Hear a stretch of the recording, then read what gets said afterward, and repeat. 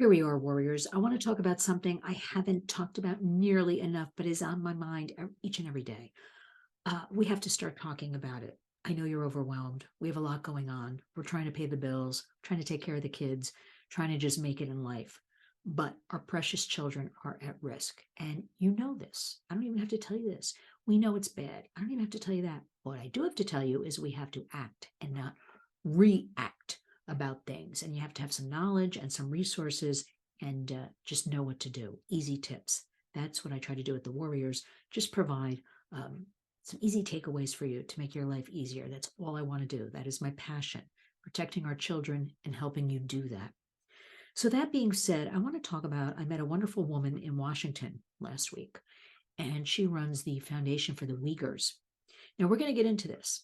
It's funny because years ago, a lot of my friends from China would just give me some kind of, insider information about what was going on. And I would say to my husband, we're next. Like I could just see the patterns of everything. And it's funny because I even used to do on Facebook, I used to put like China, China, China, lather, rinse, repeat, China, China, China. That's all I would say and put a story. Some story I found, in a Chinese newspaper or something. I would be kind of covertly, just not blatantly saying anything too destructive. I did that a lot. And then I just stopped. I didn't stop out of fear. I just stopped because what was the good of that? Right? Like what? Okay, bringing a story to somebody's attention. But I thought, mm, I can do better than that. But this China and their human rights abuses have been on my mind for years now with information I know. So I met this woman in Washington for the Uyghurs Foundation, and she relayed this. We did a congressional roundtable, and I was very honored to be invited. And it was comprised of congressional offices, bipartisan, by the way, comprised of survivors of human trafficking and sexual exploitation, small group, some nonprofits like the Warriors and organizations on the national level, like the National Center for Missing and Exploited Children, like Polaris, who runs the human trafficking hotline. Um, okay, so the bottom line with this was I very clearly could see that the congressional offices were concerned pretty much with one thing, and that would be labor trafficking, and specifically labor trafficking of people who came here illegally. Okay, we'll leave that for another program. However, this woman spoke, and she spoke of the human rights abuses in China. She spoke of the forced labor camps. She has firsthand knowledge. Her family, her husband's family, they are from there. She spoke in the media in 2018, and she was here in America living. And you know what happened, warriors? Soon thereafter, her sister, a medical doctor, just disappeared. And she told me she doesn't know if she's dead or alive, just gone without a trace. A medical doctor.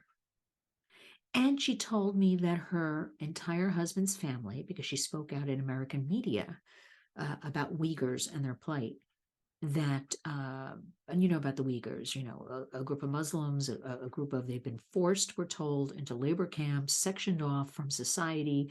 Of course, people deny it as usual. But let's get back to this woman. Her entire husband's family, the entire family disappeared. Don't know if they're dead or alive. But this woman gave a very passionate speech. And what she wanted us to understand, and this is what I want to talk more about, because remember, how can we affect change? We can affect change by hitting people in the wallet, right? In the pocketbook, that old saying. We're going to have to start doing it and doing it on a larger scale in America. We've got to stop with a lot of our entitlement. But I'm going to leave that for a second. She explained how in China, there are forced labor camps of the Uyghurs. The pretty girls, pretty boys are deemed good enough for sex trafficking. It's a very, she said, well-oiled, government-sanctioned, organized human trafficking. It's their business. It's one of their big businesses. So the pretty girls and boys, children, are deemed, okay, we're going to use them for sex trafficking. So they're singled out. The ones deemed not so pretty, unattractive, they are forced into the camps for labor trafficking to make goods.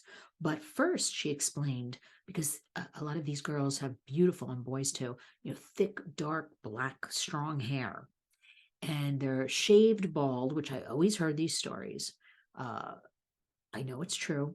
And their beautiful hair is made into wigs that a lot of American women and European women, women all over the world are wearing. Hair extensions, hair pieces, whatever you want to call it. So she said also in the labor camps, they are forced into working on different goods she pointed out, and, sold in companies even like Home Depot, Target. I've been following the supply chain as far as the women forced into labor in countries like Africa in the fields with the palm oil, and how they are raped in the fields and they'll stand right back up, making pennies a day. And a lot of those, the palm oil specifically, goes into so many different beauty products that we use here in the United States. So I think with all this uh, loon talk, I know it's all important, warriors. I wish so much emphasis, all this balloon and media attention and people walking with balloons. And the balloons have been here for years. Wake up, everybody. This is nothing new. Okay. I'm sure we probably have balloons in other countries. I wish that kind of attention was put on our children and on trafficking and on these issues that really matter. Because remember, it's not about you or me. It's about our children, our youth, our young people are the future adults. They'll be running our country. We need to make a life for them, right? That old saying, when I was a kid, our parents always wanted, our lives to be better than their lives. And somehow a lot of people lost sight of this. What's going to be happening in 5, 10, 15 years for our children, our grandchildren? So we have to put our money where our mouth is. We have to start calling out companies that are using slave labor, because that's what it is. And we have to dig deeper. I am in the process of compiling a list right now. I'll be putting it on lynswarriors.org. We have to really think about, when we buy that hand lotion, or we buy that shampoo, where that really originated from, not the label that says New York with the zip code 117, because I see that all the time on the shampoo bottle. But we have to dig deeper. We have to go down, trace the lines of where these goods came from. And we have to commit ourselves to start not using them. These women in these countries like Africa that are brutalized and raped, and then we're using the hand lotion, just think about that, or the shampoo or the cream on our faces. And so we got a lot of work to do. And I don't want to hear, okay, I don't want to think about it. We have to think about it. And I'll tell you why, warriors, because we have to think about everything right now in 2023 for the future of our beautiful children. That's why we have to think about it, the future of our beautiful grandchildren. So please, a reminder, follow everything we do. I've made it so simple. Everything's named Lynn's Warriors.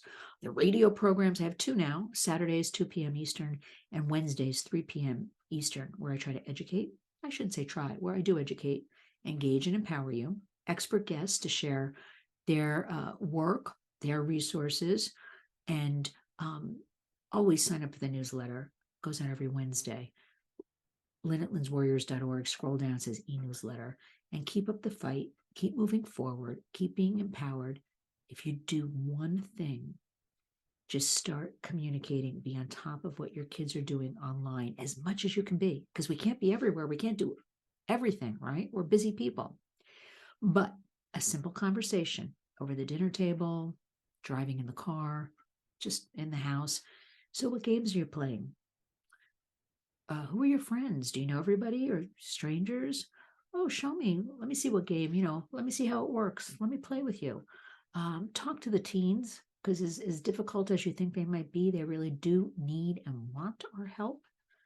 They are deluged these days, whether it's the marijuana, which a lot of kids are vaping because they're telling me it is cheaper than liquor. And then they are ending up in emergency rooms. That's another thing media doesn't talk about enough. We should be talking about kids having psychotic breaks.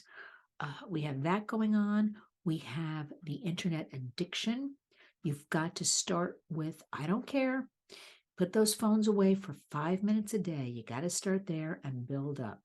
No phones at the table, no phones in the bedroom. I don't care how the kid screams, any of the kids. Not only do things happen at nighttime in the bedrooms, doors closed, the kids need their rest. Teachers are reporting to me kids are falling asleep on top of their desks. I mean, I don't remember going to school. Sure, you were tired or you stayed up all night studying. I remember kids like putting their heads on desks in high school and middle school and going to sleep. I don't think I remember that. Maybe I saw it once in my life. Um, it's disturbing their sleep. We know kids are spending up to 11 hours a day. We know our last report for TikTok, which needs to be just be gone. I'll leave that one out of China, of course, disrupting our children's lives, that on an average, the kids are spending 95 minutes a day just on TikTok, So think about that. And they've got all these games and apps and chat rooms. Good news is there's a chat, and I would say to everybody, it's called Omegle, Omegle, a chat site that they would say to me, I never heard of it. So you have to like ask your kids, well, what chats are you on? At least open the conversation. Of course, they might not, for the most part, tell you anything, but you start the conversation, you'll wear them down, you'll gain their trust, because we have to get a grip on all of this. But Omegle is now, federal court said they have to go to court because a user of Omegle, who was a minor at the time, said Omegle put her in the chat room with an adult male who was going after her, grooming her for sex trafficking. And we know our work at the Warriors, that every platform you're on, your kids are on, we also have the predators going after the kids. It's much easier than dealing in drugs to get your kids, take off their clothes, push the send button, and then that image is uploaded through a porn site.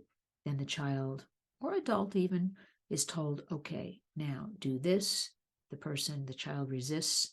I'm going to tell your parents, I'm going to tell your school, I'm going to circulate, because you have already given them that information. You have engaged in, perhaps you think it's a peer of yours. And everything I talk about kids, but it goes for adults as well. And that peer turns out, to be the predator. So that is happening so much, and it's called sextortion, where they will extort you for more images, money. We have children killing themselves over this, and we have to. So we know all this is going on, but we have to have that clear path of communication where that child can go to the parent. No, you're not a bad kid. Like, okay, we're going to take care of this. You will immediately contact cybertipline.org. The phone number's on the website, cybertipline.org. You will talk to them. National Center for Missing and Exploited Children, they will take over and get to the bottom of this. I would advise you immediately to call 911. Of course, I live in New York City, so calling 911, I don't think they're going to come and help me with a nude image. Now, let me be real, Warriors, but depends where you live, out in the suburbs, out in the country, call your 911 first. And they will probably, because they're all connected to cybertipline.org, that is the direction. If you get no help, go immediately to cybertipline.org. Remember, Warriors, this mission shows me I didn't choose it. This is an American crisis. I am disgusted that this is allowed to be going on. Our precious kids, our grandkids, parents are put in these positions of having to deal with all of this. How dare, whether it's our government, yeah, a lot of it is our government, big tech. So I'll just leave it at that, because I know, based on my analytics, that you don't like to watch videos that are too long. I've got a couple of interviews coming up I'm going to put on the Warriors YouTube channel. I'm going to thank each and every one of you. Without your attention, your support, your words of encouragement, your sharing our work, I couldn't do any of this. But just remember, I'm here for you. We're building the Warriors. We have a lot of great initiatives in the works. We want to share with you. And community, grassroots, community creates change. Keep that in mind. So I do the heavy lifting and I go to Washington or I go to Albany, my capital here in New York, on various issues, because that is a must to get in the faces of people and to speak the way I speak and to push these bills we have, child safety bills, to get people. I need all of you. When I say we have something, I need you to sign your name to your zip code. You got to do it. That if that's all you can do, that is the biggest help. So we can present, we have 25,000 signatures. We do a lot of that behind the scenes. Right now, we need each and every one of you. So remember all of this. And every day, go out and be a warrior.